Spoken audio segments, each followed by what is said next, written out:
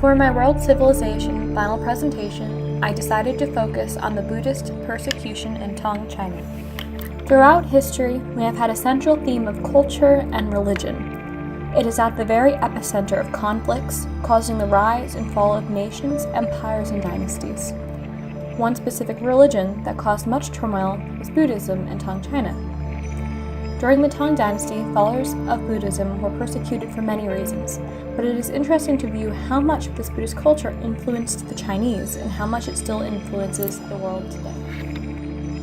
We will be focusing on the importance of culture and religion, the persecution of religion, what Buddhism is, the Golden Era, the religions of China, the Great Buddhist Persecution, and Buddhism today. In order to understand why the Buddhists were persecuted, it is important to comprehend the religion itself. Buddhism was born in Lumbini, India, now Nepal. In 624 BCE, Siddhartha Gautama, a prince of the Shakya family, became the founder of Buddhism. Siddhartha became the first Buddha. He became the Buddha after his enlightenment, which took place under the Bodhi tree, which is in India. The Buddha then began teaching others. The first discourse that Buddha taught was the first wheel of Dharma. The word Dharma means protection. According to the Kadampa Meditation Center, practicing Dharma is the supreme method for improving the quality of our human life. The Dharma consists of the Four Noble Truths, which include: you should know sufferings, 2. You should abandon origins, 3. You should attain cessations, and 4. You should meditate on paths. There are many other teachings in Buddhism, which include the Middle Way, the Eightfold Path, Karma, and others. When Siddhartha, called Buddha, passed away, he refused to appoint a successor to follow in his footsteps. Because of this, many different sects emerged. Buddhism began to spread to surrounding countries such as Japan, Tibet, South Korea, Nepal, Afghanistan, Bangladesh, and China. This religion was spread quite peacefully in comparison to other world religions such as Christianity and Islam. It was during the 4th century CE that Buddhism came to China via the Silk Road. Chinese merchants traveled to northwest India, now Afghanistan, and Pakistan. The Chinese merchants, taking great interest in this religion, brought Buddhism back to mainland China. This expansion of religion occurred during the Han Dynasty of China, which was in control by Emperor Wu. Emperor Wu was actually quite supportive of Buddhism.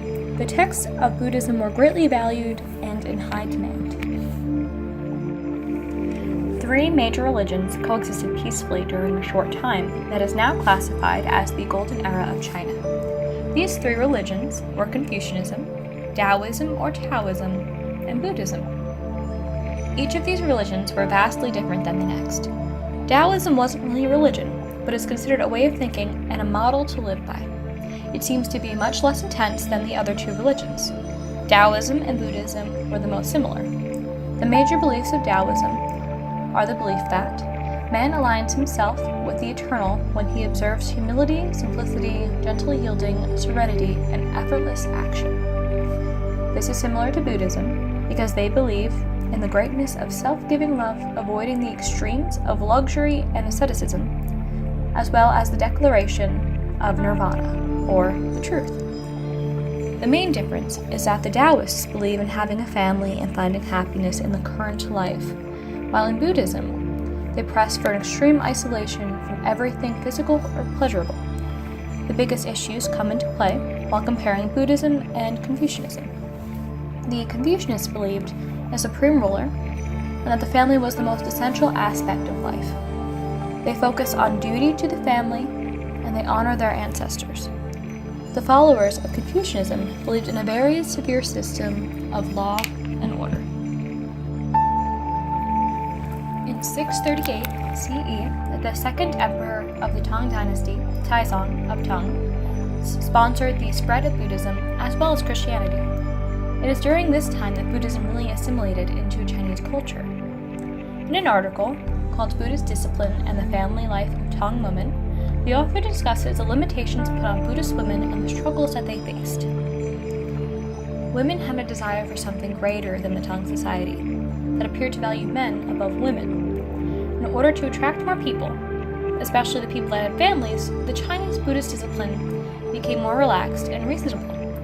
This allowed for women to stay home with the family, care for the children, and also live a Buddhist life. Women could also do the opposite and leave home to practice, but also return home and participate in normal family life. Under Mahayana Buddhism, women were able to reach the same spiritual level as those who left their homes.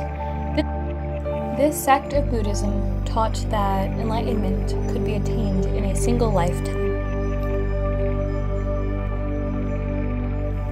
It was the Emperor Wuzong of the Tang that acted as the catalyst to begin the great anti-Buddhist persecution. Wuzong struggled to fix the economic situation. He began using Buddhists as a scapegoat. All monks and nuns were required to turn their wealth over to the government. During its early years, Wuzong focused on the purification of the Buddhist church. He used his forces to remove Buddhist leaders that impaired Buddhism. People that were believed to be sorcerers or convicts were removed. When that was not enough, in 844 CE, Wuzong ordered his forces to destroy all Buddhist belongings, temples, documents, and other holy places. The purpose was to eradicate Buddhism from China. He saw Buddhism to be a very large threat to the dynasty and wanted to cleanse China by removing all foreign influences, especially the Buddhism from India. Only Taoism and Confucianism were accepted at this time.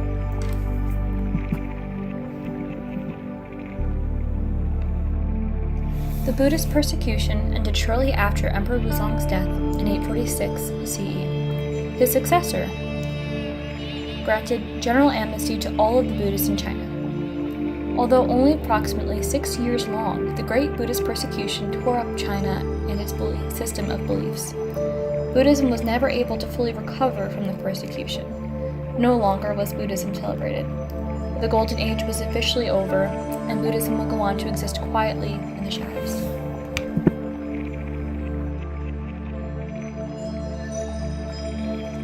The saddest fact of the matter is that it's still happening today.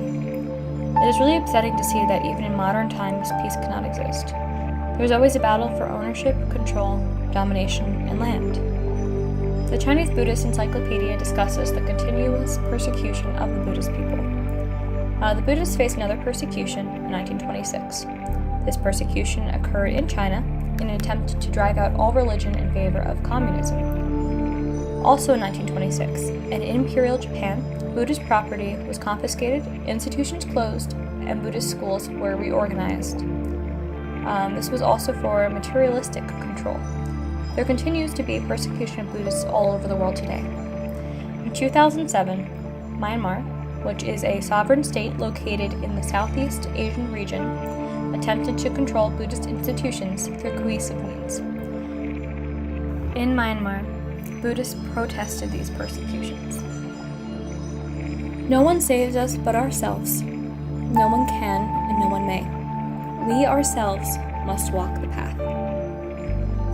Buddha.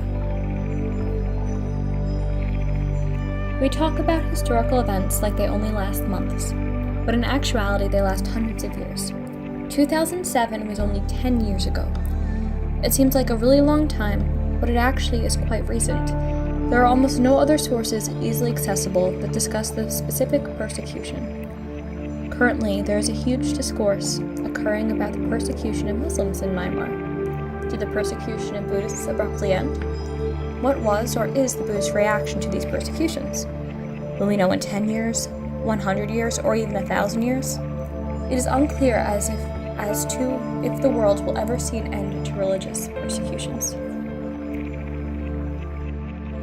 Today, Buddhism still survives.